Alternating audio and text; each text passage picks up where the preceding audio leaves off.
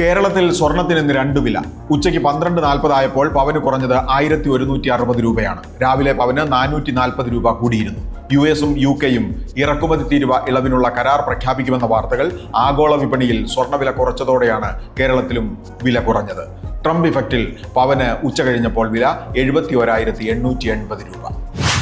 ഭീകരർക്കെതിരായ ഇന്ത്യയുടെ ഓപ്പറേഷൻ സിന്ദൂർ കഴിഞ്ഞപാടെ വാണിജ്യാവശ്യങ്ങൾക്ക് ആ പേരിന്റെ ട്രേഡ് മാർക്ക് അടിച്ചെടുക്കാൻ മത്സരം.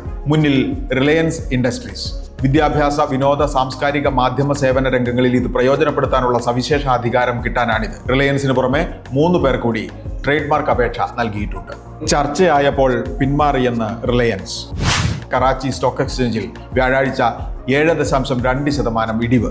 ഇതോടെ വ്യാപാരം 1 മണിക്കൂർ നിർത്തിവെക്കേണ്ടി വന്നു. ബുധനാഴ്ചത്തെ ഇടിവ് 6% വരെ പോയിരുന്നു. ലോകസമ്പന്നൻ ഇലോൺ മസ്കിന്റെ ഉപഗ്രഹ ഇന്റർനെറ്റ് കമ്പനിയായ സ്റ്റാർലിങ്കിന്റെ സേവനങ്ങൾ ഇന്ത്യയിൽ ലഭ്യമാക്കാൻ കേന്ദ്ര സർക്കാർ താൽപര്യപത്രം നൽകി. വിവിധ സുരക്ഷാ മാനദണ്ഡങ്ങൾ പാലിക്കാമെന്ന ഉറപ്പ് മുഖവിലക്കെടുത്താണിത്. അധികം വൈകാതെ പ്രവർത്തനം തുടങ്ങുമ്പോൾ സാധാരണക്കാരല്ല, പ്രത്യേക ഉപയോക്താക്കളാണ് ലക്ഷ്യം. മെയ്ഡ് ഇൻ ഇന്ത്യ ഇലക്ട്രിക് വാഹന കമ്പനികൾ ഒന്നിനു പുറകെ ഒന്നായി IPO-യുമായി ഓഹരി വിപണിയിലേക്ക്. കഴിഞ്ഞ ദിവസമാണ് ഏഥർ എനർജിയിൽ ലിസ്റ്റ് ചെയ്തത്. LG IPO മെയ് മാസത്തേക്ക് നിശ്ചയിച്ചെങ്കിലും മാറ്റി. സിമ്പിൾ എനർജിയാണ് ഇപ്പോൾ IPO-യ്ക്ക് തയ്യാറെടുക്കുന്നത്.